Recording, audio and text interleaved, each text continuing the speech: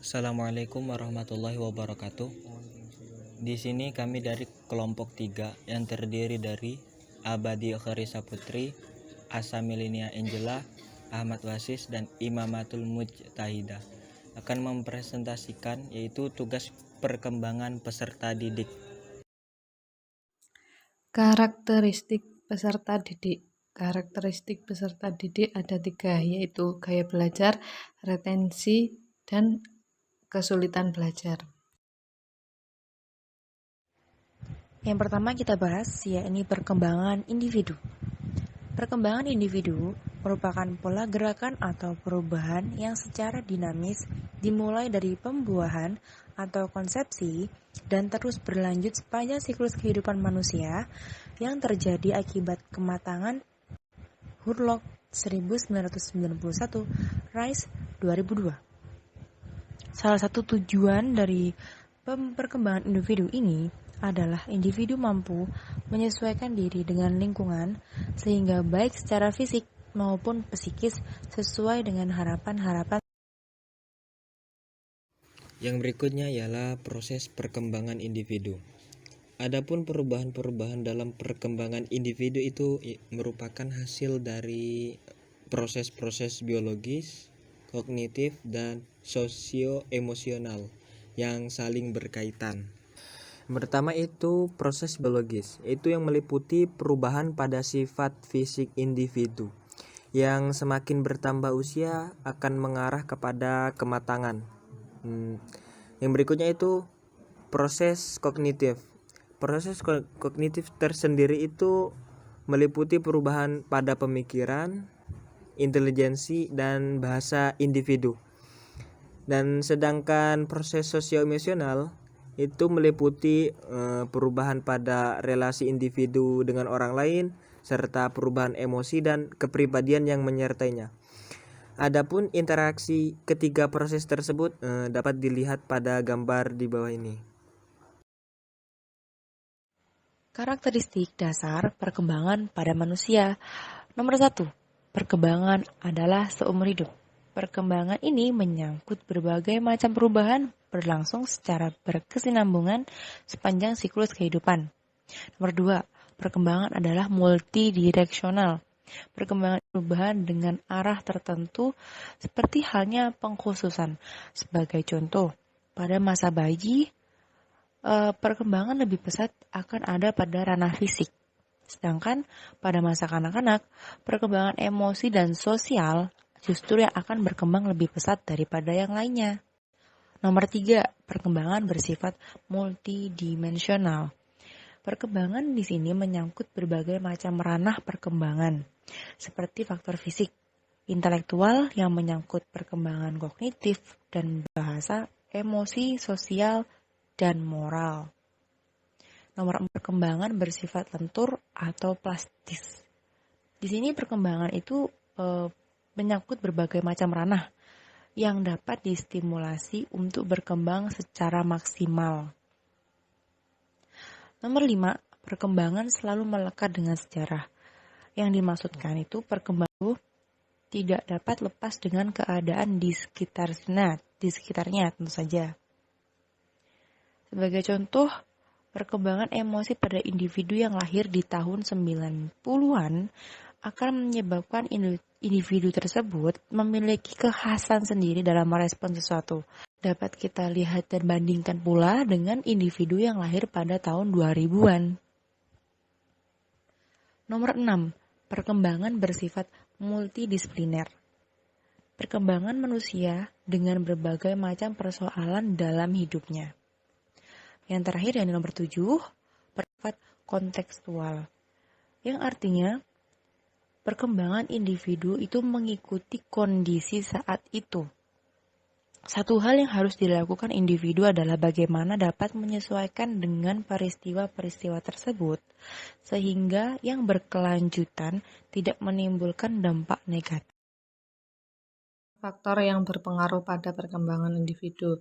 Faktor internal, kondisi fisik, faktor gizi atau asupan makanan, cacat dan penyakit, kondisi psikis.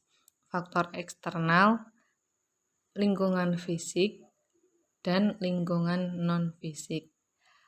Faktor psikososial, stimulasi, motivasi, dan pola asuh.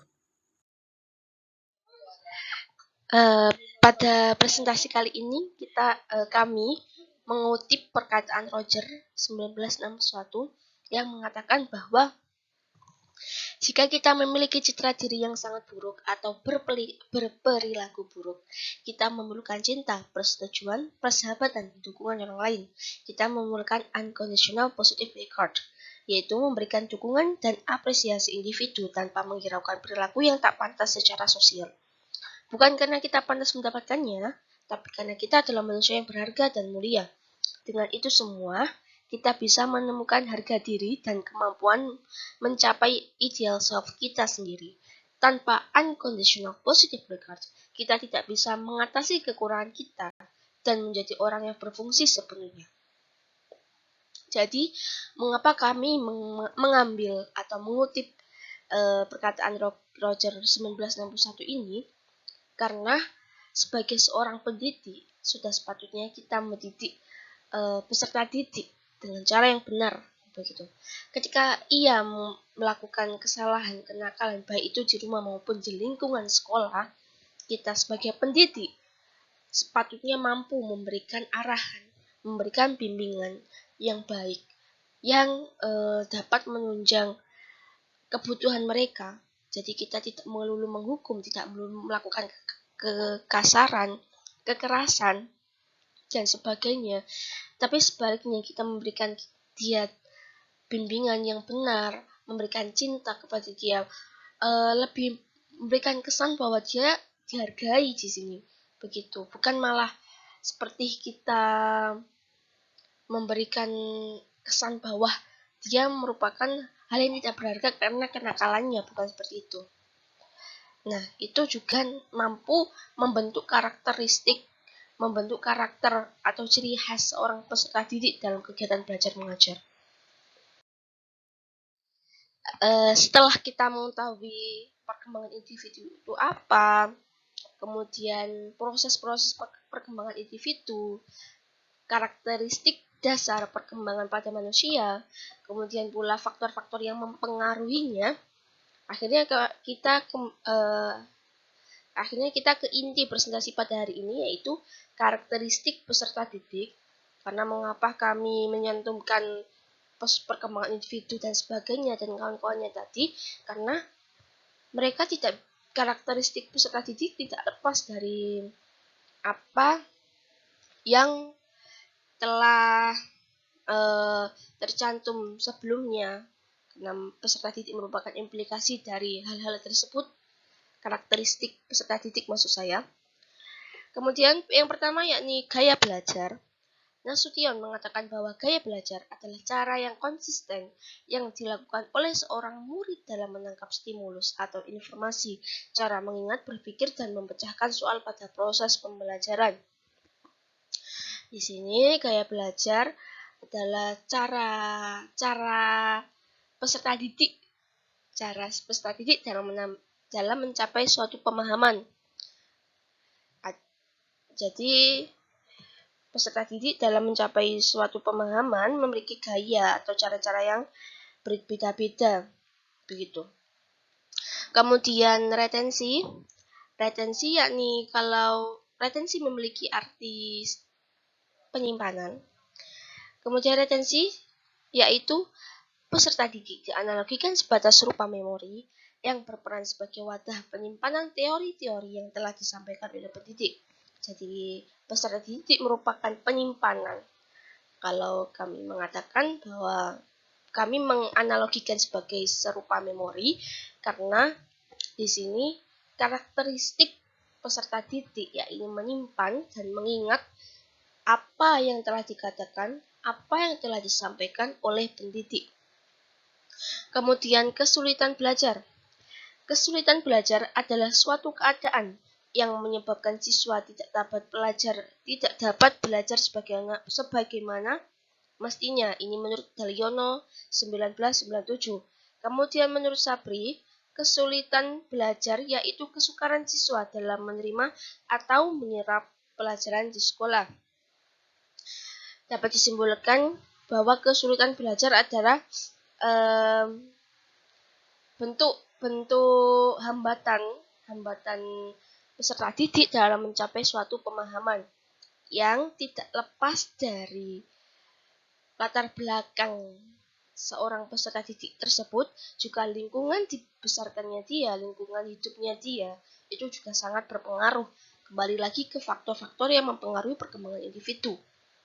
Jadi tidak lepas dari itu semua, faktor-faktor tersebut pun mempengaruhi karakter yang dibawa seorang peserta didik nanti ke dunia sekolah.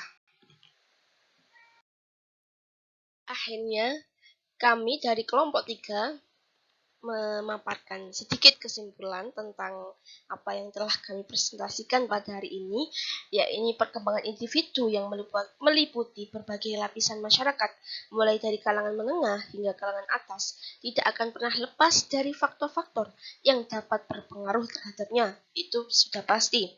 Kemudian, demikian pula terhadap perkembangan peserta didik yang notabene mereka merupakan implikasi dari keadaan lingkungan hingga latar belakang keadaan sosial masyarakat di sekitarnya. Jadi, karakteristik yang dibawa oleh seorang peserta didik merupakan implikasi dari latar belakang dia, dari keadaan sosial masyarakatnya, dan keadaan lingkungan hidupnya. Oleh karena itu, peserta didik dalam mencapai suatu pemahaman ketika kegiatan belajar mengajar memiliki berbagai karakteristik yang beda dengan latar belakang dukungan baik dari faktor internal, faktor eksternal, dan faktor psikososial. Jadi, akhirnya inti dari presentasi kami bahwa peserta didik atau karakteristik peserta didik maksud saya itu merupakan latar belakang dukungan baik dari faktor internal, faktor eksternal, dan faktor psikososial. Juga merupakan faktor dari lingkungan hidup dan sebagainya. Kurang lebih seperti itu. Presentasi dari kelompok kami ucapkan terima kasih atas perhatiannya. Semoga bermanfaat. Wassalamualaikum warahmatullahi wabarakatuh.